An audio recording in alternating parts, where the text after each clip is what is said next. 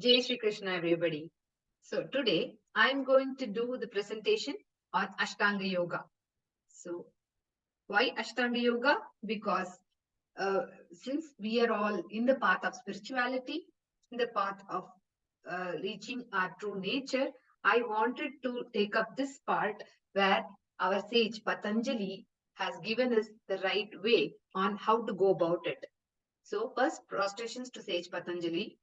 यो योगेन चित्तस्य पदेन वाचां मलं शरीरस्य च वैद्यकेन योपाकरोत्तं प्रवरं मुनीनां पतञ्जलिं प्राञ्जलिरानतोऽस्मि.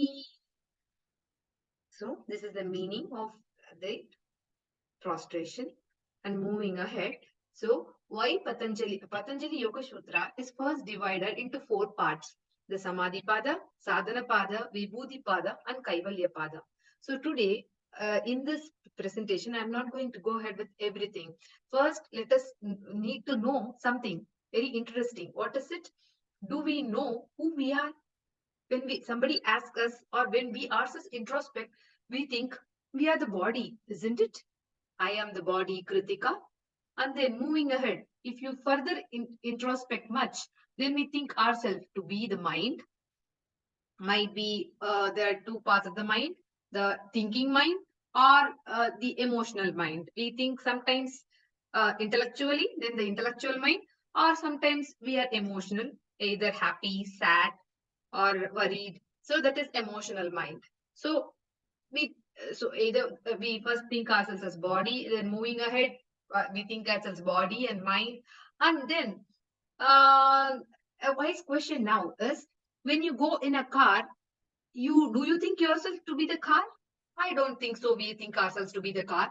We are the driver in the car and we are driving the car. Similarly, when we are in this body, we are using the mind. They are tools, just like the car. We cannot become them because we are something else. Then don't we need to find who we are? Yes. So that is what we can find by this. Dhyanavasthita tadgatina manasa pashyanti. So this is what is the Dhyana Shloka in Bhagavad Gita. So as per the Dhyana Shloka, so the seekers of to find the finding the true nature find themselves in the meditation. So how do you do that? When you fix your mind upon it, upon our internal being. So this is what how it is happening. So to do that, what we have to do? To do that, there is a limbs of Ashtanga Yoga, so given by Patanjali Muni. So the limbs of Ashtanga Yoga, where we can see this tree, and based on this shloka, this tree is depicted. So I am not going to go into much details about this page because each of it will be explained in the coming slides. So the yama, niyama, asana, pranayama, pratyahara, dharana, dhyana, samadhi. So all these things form the 8 limbs of the Ashtanga Yoga. So first is the yama. So yama, I am not going to again go into the details because they are going to be explained further.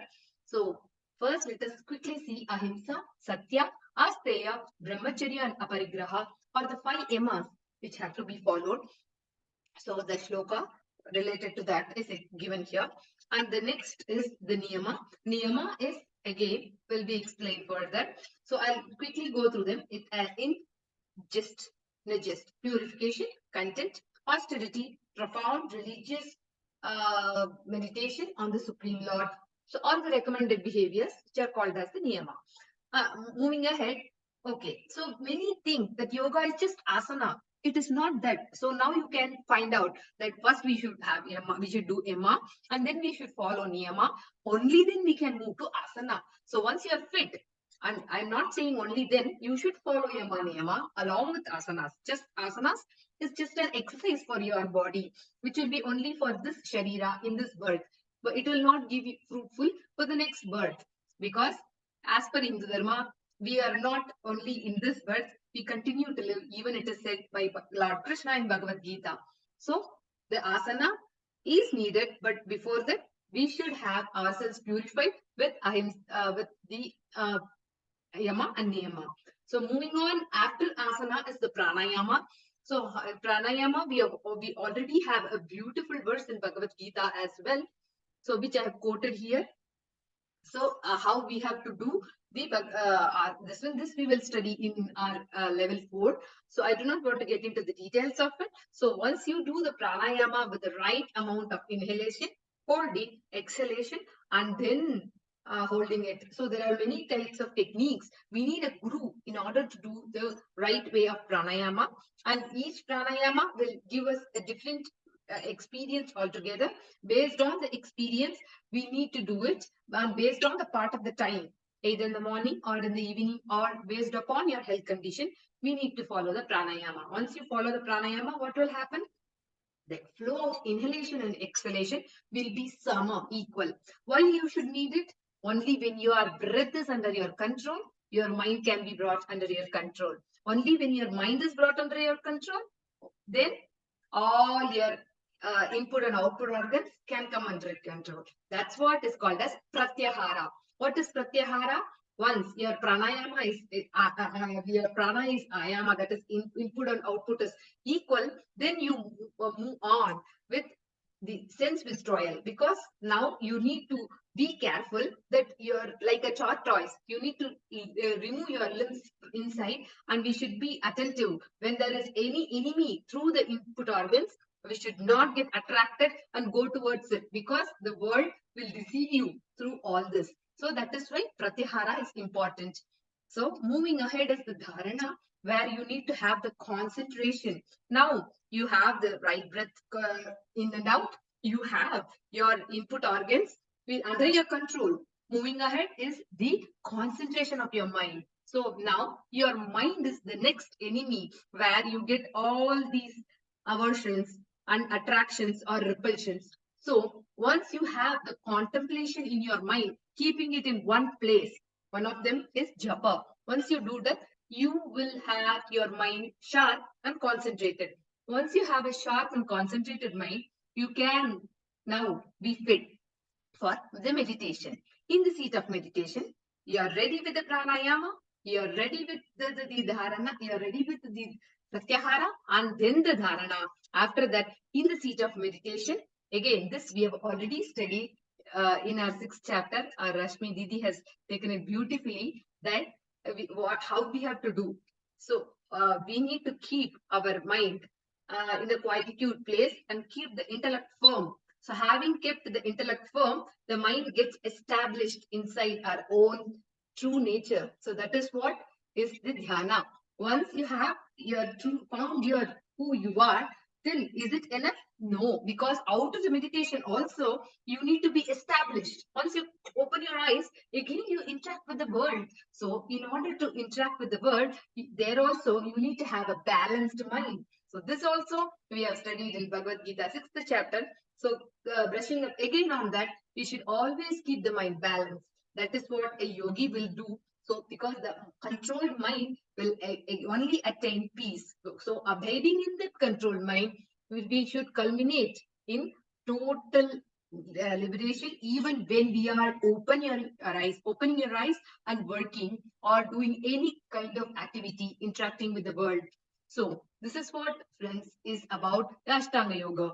So here Yama and Niyama is what we need to work on. Why? Because, for example, Ahimsa. What is Ahimsa? Many think that's not harming the living beings. No, it is actually unity with the mother nature. So we should not have enmity towards anybody, because in the seat of meditation, then you will get all the dvesha, dvandva towards everybody. So you should not have any more enmity. You should not think about harming. So what is not harming? It is not only with respect to with respect to the body language. It is also with respect to the thoughts. It is also with respect to the speech. So that is what is called as kaya, vacha, manasa. So not only with the kaya, with the body, even with the words, we should not scold anybody, and even with the thoughts, because the thoughts will pollute you. And end of the day, you cannot be happy with it. So you should not be harming anybody, even in your thoughts, friends. So to this, to all around us, we should have the equanimity. Okay, and even towards ourselves, we should not blame ourselves that one day I could not attend the class. Oh, that is not right. Or one day I could not revise my Gita sessions. No, that's okay. So there is, we need to know our limitations and accept ourselves. So this is what is ahimsa. So there are few examples which I have taken up. For example, when you are driving on a road, somebody is surpassing you and what's crossing you. Will you see the divinity or try to scold him? Think. And for somebody is trying to argue with you and you do not want to oblige with it. They keep having an argument and they sort of say that I don't like the way you what you're saying. Will you accept them or will you have a grudges towards them? Or say you cannot, you try your best efforts, but still you could not attempt your Gita exam. So, say Gita Patak or Patik, will you blame yourself and have hatred towards your situation, or will you accept yourself and try again? So these are all some of the examples where about ahimsa has to be practiced. And further moving on, so the Satya, where it is, we have also again studied about this, that anudvegakaram vakyam satyam prehitain chayat. So adhyayabhyasanam chaiva vangmayan tapa uchyate. So we should have the truthfulness towards the word and deed. So we should not be unoffending and we should be pleasing. And also it should be beneficiary to the listener. We should not be back talking. So this is what is the verse we have already studied on this. And moving ahead is Astheya. We should not do any stealing. Stealing? I am not doing any stealing. That might be your opinion, but no. Stealing is actually spending the right time with right kind of people at the right amount of time. Meaning, say, when you're working, you cannot think about something else at that time. You cannot browse or you cannot read some other topics on that time. When you work, you do the work. Similarly, when you're spending time with the family, don't be on WhatsApp, don't be on TV, don't be on something else. So, when you are living with some at the present, be in the present. Texting a friend or doing anything else is stealing the time. So, also stealing the company with whoever you are. So be in the present. Then only even in the meditation you can be in the present. That is asteya. So next is the brahmacharya, where you need to moderate your indriyas. Remember pratyahara. So pratyahara it will be attained only when you have attained the brahmacharya. Brahmacharya is not that restraining from everything. It is you should have the moderation towards your indriyas. Example, like you should not keep on hogging for food, or you should not keep gossiping about somebody unnecessarily, or keep acquiring something or the other which is not needed. So that is one way, and that is with respect to that of the things. With respect to that of the mind, you should have the control over your thoughts, and we should be mindful always what you are thinking, what you are doing, and you should first of all have faith in God, because it is always told that whenever you have a faith 100%, the fear is 0%. But when you have the fear increasing, then the faith will reduce. So have faith in Lord Krishna. He will take care of you. Moving ahead is aparigraha.